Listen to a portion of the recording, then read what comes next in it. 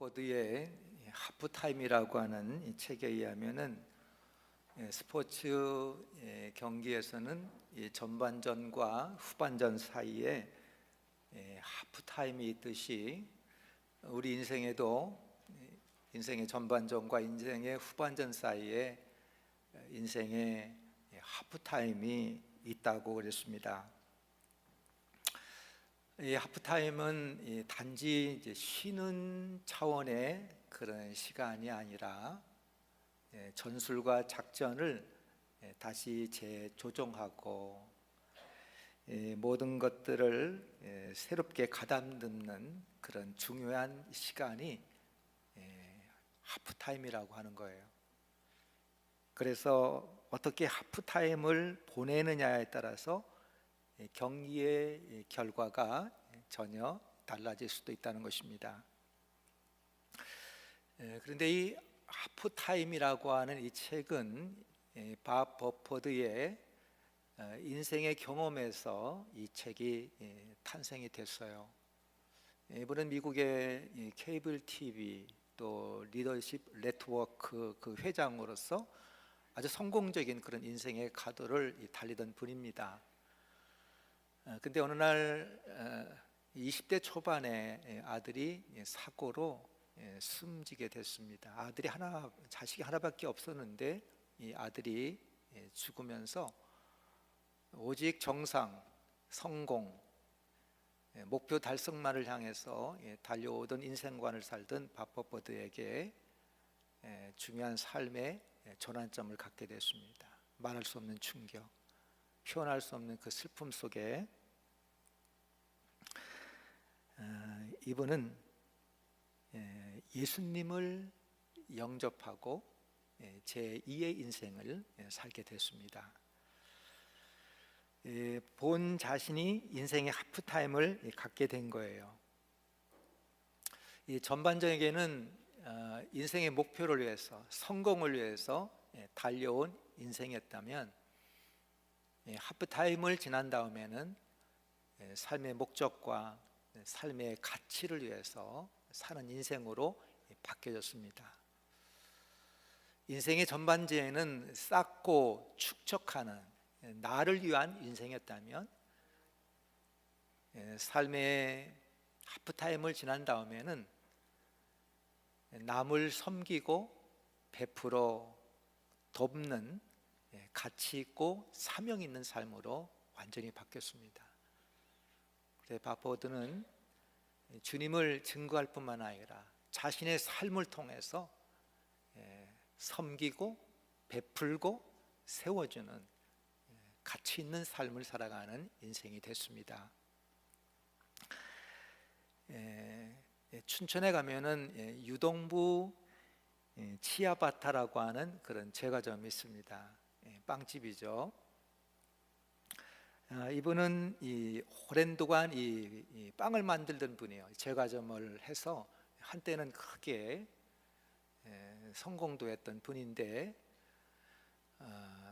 마침 이분이 하던 그 제과점 빵집이 완전히 망했어요. 오갈 데가 없는 거예요. 가정도 해체될 위기가 있고, 여러분 사람이 오갈 데가 없으면 딱 두 길밖에 없어요. 죽든지 아니면 정말 예수님을 만나는 거예요. 근데 이분은 오갈 데가 없을 때 한 가닥 희망을 잡듯이 교회를 가서 그냥 교회를 간 것이 아니라 예수님을 만났어요. 우리 사업하는 분들 그냥 교회들 많이 왔다 갔다 하잖아요. 왜? 비즈니스를 위해서 교회들 다니는데 이분은 사업이 망해서 살려고 희망을 찾아서 교회에 왔다 예수님을 만났어요. 인격적으로 만났어요. 목회자 목사님뿐만 아니라 교인들이 정말로 걱정해주고 기도해주고 작은 거지만 도와주고 세워주고, 그래서 작은 빵집을 시작을 했습니다. 다시 시작할 때는 아픈 아들이 먹을 수 있는 빵을 만들었어요. 그 전까지는 돈을 위해서 빵을 만들었는데 이제는 자신의 아픈 아들이 먹을 수 있는 건강한 빵을 만들기 시작했습니다. 건강한 재료만 가지고 건강한 빵을 오랜 동안의 그 기술과 축적한 노하우를 총동원해서 건강한 빵을 만들기 시작했습니다. 잘 만들면 입소문, 요즘에는 하여튼 입소문이 잘 퍼지죠. 지금 치와바타 이 빵, 네이버에 유동부 치아바타 치은 다음에 한번 여러분 이 빵을 한번 오더를 해보세요. 얼마나 걸리나? 한 3달 걸립니다. 3달 걸려야, 인내심이 없으면 그 집 빵 먹기 어려워요. 이분도 실패를 통해서 완전히 깨지고, 망해도 완전히 망해야 돼. 적당히 만나면 가능성이 있어서 잘 안 되더라고요. 완전히 망했더니 그 실패를 통해서 인생의 하프타임을 가졌어요. 예수님을 만나 제2의 인생을 살게 된 거죠. 이때는 단지 다시 시작하는 것은 아니었어요. 그냥 리스타트, 다시 시작하자, 다시 한번 힘내자, 다시 한번 파이팅하자, 실패를 거울 삼아서 리스크를 줄이고 다시 한번 인생과 사업을 시작하자, 이것이 아니었어요. 목적이 바뀐 거예요. 이 빵을 만드는 목적이 바뀐 거예요. 빵을 만들더라도 목적이 있이 만드는 거예요. 나의 성공을 위해서 빵을 만들던 사람이 다른 사람의 행복과 건강을 위해서 빵을 만든 거예요. 이러한 변화는 저절로 찾아온 것은 아닙니다. 인생의 깊은 골짜기에서 깊은 좌절과 실패와 낙심과 절벽과, 이걸 통해서 인생의 근본적인 궤도 수정을 할 수 있었어요. 오늘 우리가 함께 오랜 동안 같이 나누고 있는 이 요나, 여러분, 요나 선지자가 물고기 뱃속에서 인생의 하프타임을 갔습니다.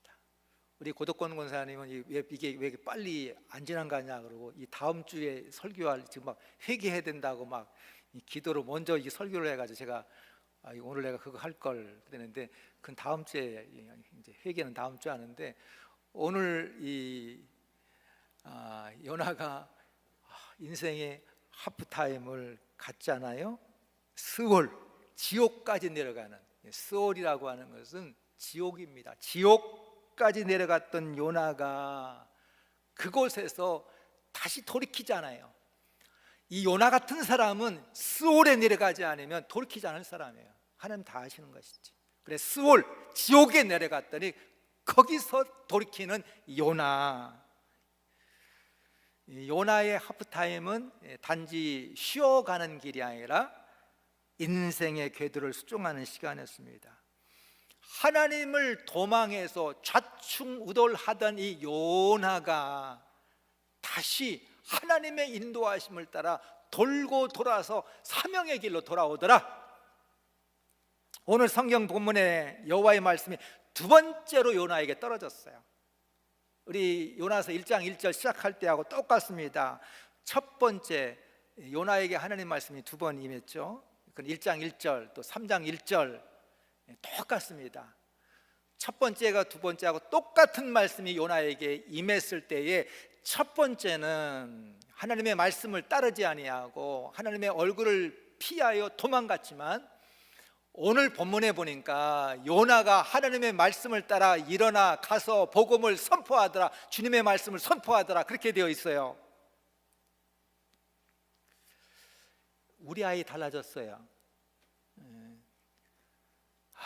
그냥 어린 아이가, 요즘에는 우리 개가 달라졌어요. 그런 것도 있어요. 근데 애나 개나 비슷한 게 뭐냐면, 이 주인이, 부모가 어떻게 교육하냐에 따라 가지고 그러더라고. 아이고, 아이 망나니 짓 하는 것 이상으로 이 개도 그냥 주인이 그냥 받아줬더니 무서운 줄 모르고 그냥 그러더구만요. 왜 이렇게 개를 모시고 사는지 나는 이해가 못 하겠더라고. 하여튼 개 키우는 사람도 좀 설명 좀 해줘. 나는 그건 이해는 못 하겠어. 왜 사서 고생하는지 난 모르겠어. 우리 아이가 달라졌어요. 그냥 부모 말씀 안 들어요. 자기 말대로 안 되면 못 견디고 자기 마음대로 해야 되고. 근데 훈육을 하니까 우리 아이가 달라졌어요. 부모 말씀을 듣더라고. 사람은 자기 말대로 되지 않을 때 이 자존심도 상하고 상처도 받고 그래. 그래 자식 앞에 부모가 그런 거예요. 학생 앞에 교사가 그런 거예요.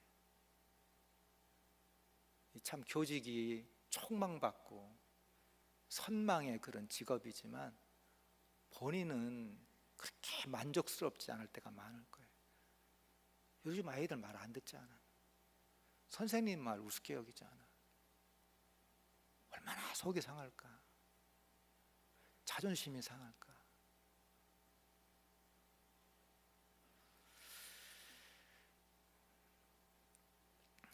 어떤 분은 참 지나친 분도 계세요.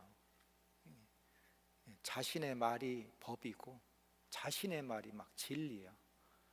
이런 분 만나면 그냥 모임이 다 깨지고 막 가정이 힘들어지고 어떤 직장과 조직이 아주 혼란 상태에 빠져요. 요나는 스올 지옥에 떨어져서 물고기 뱃속에 사흘 지날 때, 물고기 뱃속에서 사흘 지날 때, 사흘이 지나서 요나가 변화가 왔어요.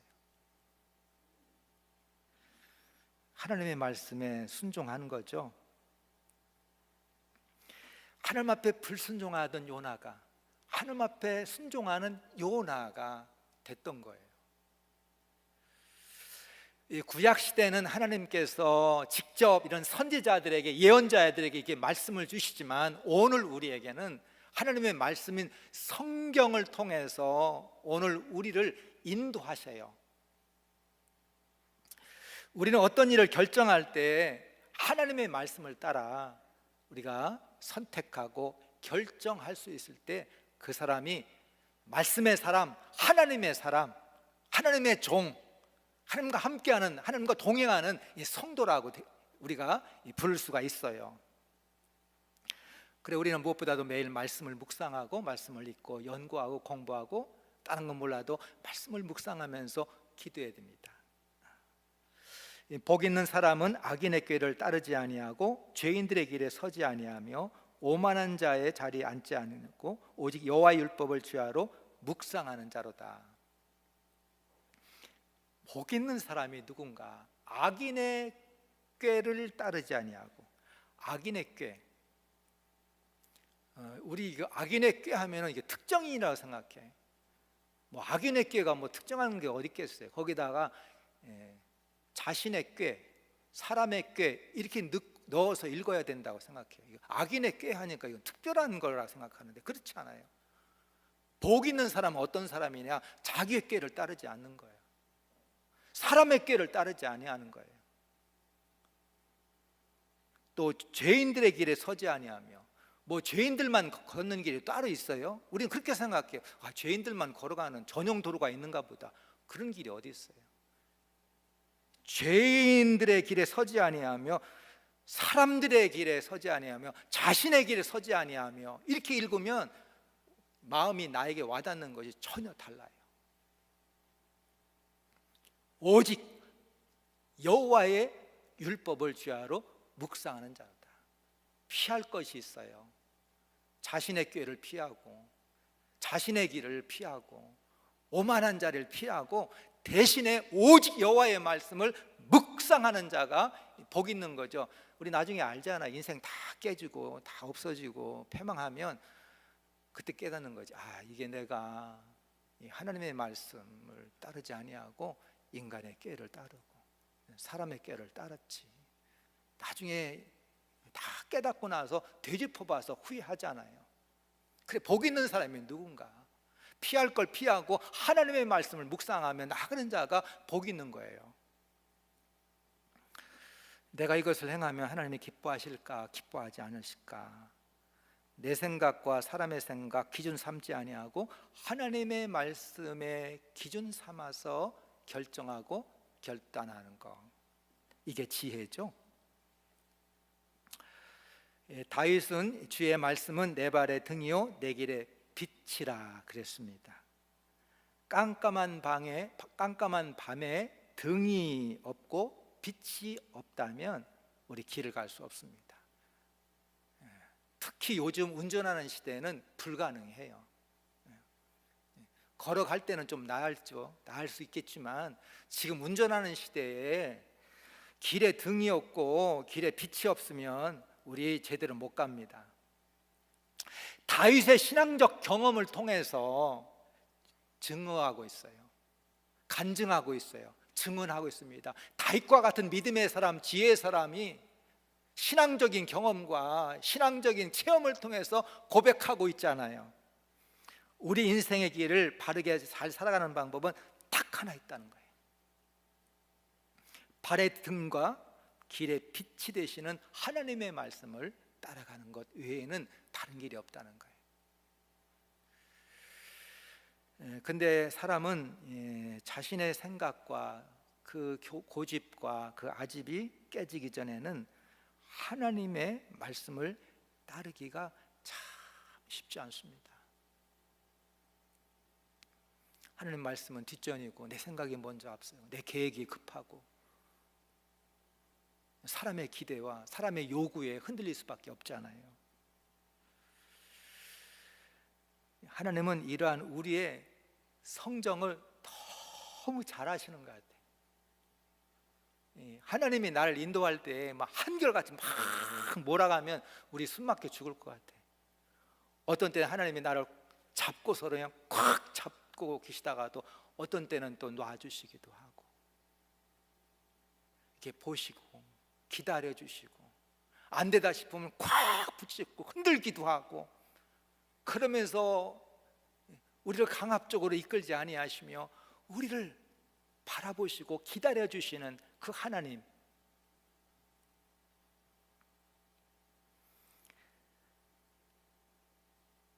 요나에게도 하나님께서 다시 찾아오셔서 요나에게 말씀하셔요. 어떤 분, 무서운 분을 제가 한번 만났는데 그분은 그렇게 말씀하시더라고요. 난 한 번 이상 얘기하는 사람이 아니야. 그냥 이런 사람 굉장히 무서운 사람. 한 번 이상 얘기하는 사람. 내가 여러분들에게 나는 한 번 이상 얘기하는 사람 아니야. 어떻게 하겠다는 거예요? 다 죽이겠다는 거예요? 다 잘라버리겠다는 거예요? 그런데 하나님께서 요나에게 뭐라고 그래요? 하나님 요나를 포기하지 않으시죠. 다시 불순종한 요나를 포기하지 아니하시고 다시 욥기 33장 14절에 사람은 무관히 여겨도 하나님은 말씀하시고 다시 말씀하시니라. 하나님 말씀하시는데 사람이 뭐라고 그래? 자기하고 무관하다는 거지. 하나님께 말씀하시는데 나하고 상관없고 나하고 무관함. 그럼 하나님도 좀 섭섭할 텐데 하나님은 어떻게 하시느냐? 말씀하시고 다시 말씀하시고.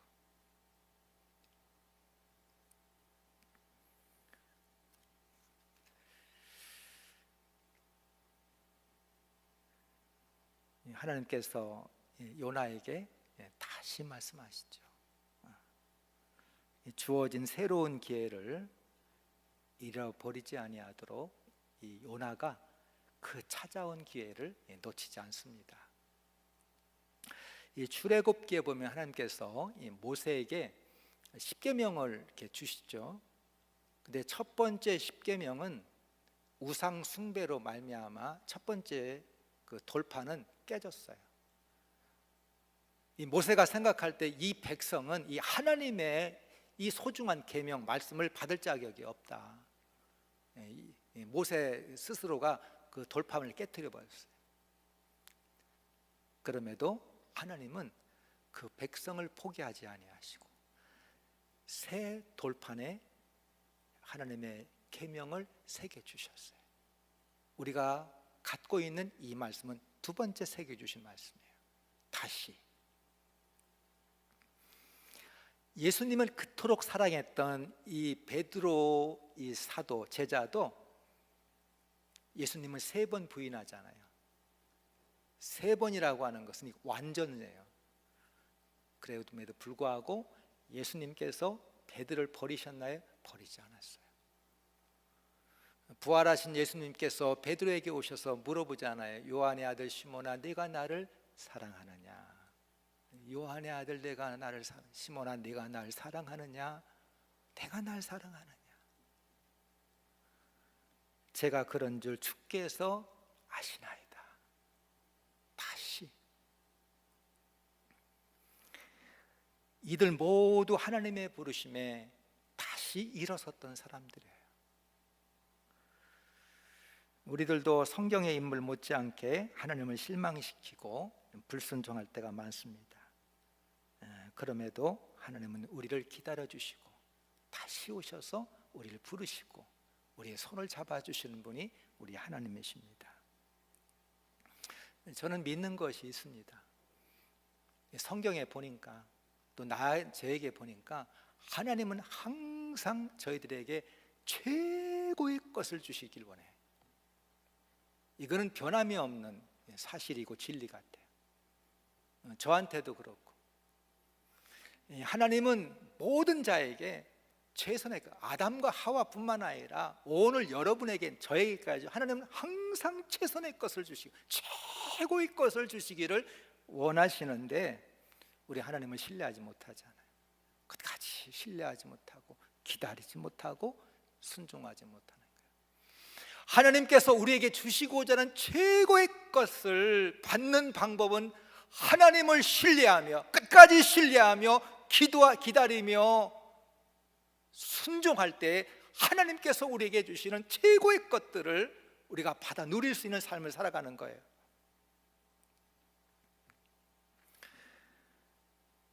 근데 우리는 늘 차선책을 생각해내요. 이게 왜 그런지 모르겠어요. 여러분 왜 그래요?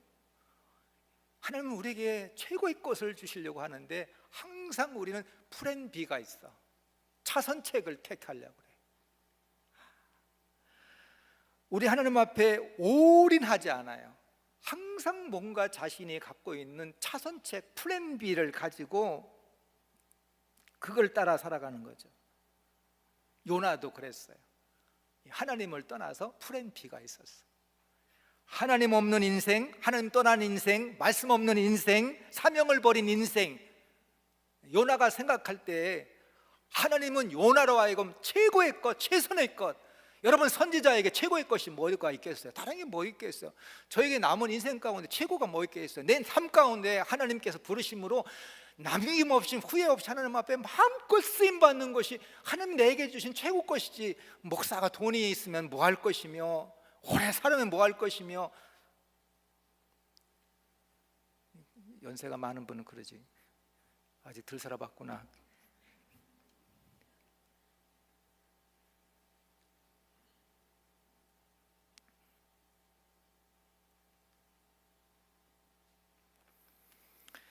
어쩌면 이 다시스로 가는 인생의 계획은 차선책이죠. 편안 아니한 편안.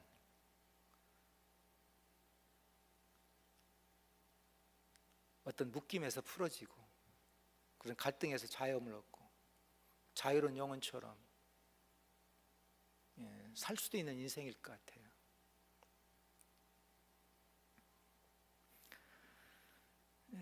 요나가 이 두 번째 주어진 기회를 놓치지 않죠. 요나가 일어나 가서 선포했다. 믿음은 항상 동사다 하는 말씀을 제가 늘 반복합니다. 믿음은 이 명사 같지만 믿음은 늘 동사로 늘 표현되고 성경에 기록되고 우리에게 역사합니다. 근데 느니웨는 사흘길을 걸을 만큼 큰 도시였다, 그렇게 되어 있어 성경에. 하나님 보시기에 큰 도시야.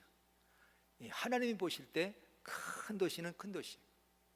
사람이 보는 것보다 하나님 보시기에 큰 큰 도시. 근데 요나 보니까 사흘길을 이렇게 걸어가는, 이렇게 가로질러서 끝에서 끝에 가면 사흘길인데, 오늘 성경이 그렇게 하루 길을 가서 뭐라고 외쳤느냐? 40일만 지나면 니느웨가 무너진다. 40일 지나면 니느웨가 무너진다, 이렇게 외치죠. 사흘길, 하루길만 갔어요. 이거 무슨 뜻이 담겨 있는지 여러분 아마 상상할 거예요. 사흘길 가야 되는데 하루길만 갔다고 하는 것이 무슨 의미인지 알 겁니다. 여러분, 요나는요, 이 니느웨로 왔어요. 사명을 감당하지만 불타는 역정, 자원하는 마음과 뜻과 힘을 다해서 사명자와 같이 쏟아부음과 그 사명을 진심으로 원하는 것이 아닌 요나를 알 수 있습니다. 그럼 앞으로 어떻게 전개될 것인가 우리가 알 수 있어요. 어쩔 수 없이 사명 감당하는 요나를 볼 수가 있는 거죠. 이 느헤미야서에는 느헤미야를 보면은 느헤미야가 사명을 받아서 예루살렘 성벽을 중건하러 이 총독의 임무를 가지고 왔을 때 열정 불타져. 도착하자마자 현장에 달려가고 어려움 속에서도 52일 만에 그냥 밀어붙여가지고 성벽 공사를 끝냈어요. 우리 룻기, 그동안 우리 룻기를 통해서 이 코로나 시대 때 많이 헷세대의 사랑 말씀을 나눴잖아요. 여러분, 룻이 시어머니 나오미를 쫓을 때,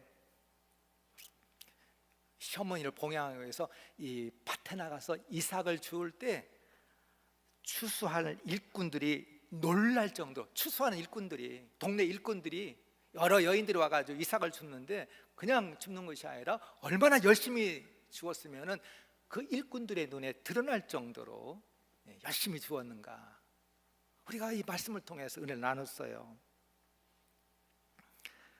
요나, 하나님의 사명인 이 말씀을 전하라고 하는 거, 사명을 따라 전하지만 니느웨 사람이 회개하고 구원받는 거에 요나가 큰 관심을 없어. 하나님이 하라고 하니까 하기는 해요. 근데 정말 이 요나 사람들의 구원을 받고 회개하는 것은 요나는 관심이 없는 거예요. 우리가 직장 생활할 때 사명으로 하기보다는 어쩔 수 없이 먹고 살려고 돈 때문에 할 때가 있어요. 마음 없이 힘을 다하지 않고 정성을 다하지 않습니다. 우리 신앙생활도 병원에 입원할 때는 태어나면 예수님 잘 믿을 것 같은데 현실로 돌아오면 결심이 흔들려요. 요나도 물고기 뱃속에 들어갔다 나와도 변하지 않는 부분은 변하지 않았습니다. 요나가 물고기 속에서 하나님의 전을 사모하고 감사하며 다시 기회가 주어진다면 하나님의 사명을 감당하기로 선했음에도 불구하고 물고기 뱃속과 현장에 도착했을 때 요나의 모습은 다른 것을 볼 수가 있습니다. 사도 바울의 고백이 있죠. 내가 원하는 바 선은 행하지 아니하고 도리어 원하지 아니한 바 악을 행하노도다. 오호라, 나는 곤고한 사람이로다. 이 사망의 몸에서 누가 나를 건져내라. 여러분, 우리가 신앙이 조금만 깊은 사람들은 현실적으로 수없이 많이 부딪히는 문제잖아요. 내가 원하는 것은 행하지 아니하고 선은 행하지 아니하고 도리어 원하지 아니한 악을 행하기 원하는 사람이 어디 있어요? 다 선악을 행하기 원하는데 실제로 닥치면 선을 행하지 아니하고 악을 행하는, 악으로 기우는 이 내 속에 있는 이 어둠의 그림자, 오호라 곤고한 사람이로다. 이 바울과 같은 사람은 자신을 정확하게 아는 거예요. 우리는 속아요. 자신에 속아요. 목사에 속고, 장로라는 지킴에 속고, 교회 30년 다녔다고 그거에 속고.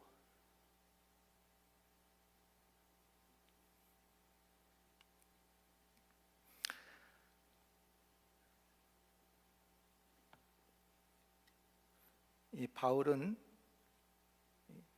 담메색의 체험과 아라비아 사막에서 깊은 영성의 훈련을 통해서도 내 속에는 어쩔 수 없는 것이 남아있다고 하는 것을 알았어요. 그래 자신을 신뢰하지 않았습니다. 나를 신뢰해서는 안 된다고 하는 거, 나를 신뢰해서는 안 되는 부분이 있다고 하는 거죠. 사람이 자기 자신감을 갖고 자기 경험을 갖고 다 살지만 내가 예수로 거듭났다고 하더라도 내 안에는 내가 나를 의지해서는 안 되는 부분이 있다고 하는 그 엄연한 그것을 영적으로 통찰한 거예요. 그럼 매일매일 십자가 앞에서 자신을 내려놓고 회개하며 오직 주님만 바라보고 주님만 의지하고 십자가의 능력만 덧입기를 원했던 거예요.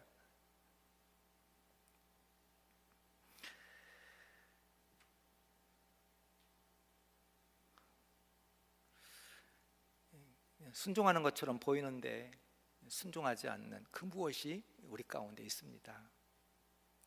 하나님 우리에게 최고의 것을 주시며 우리의 달란트를 통해서 가장 귀하게 쓰임받기를 원하셔서 우리를 부르셨습니다.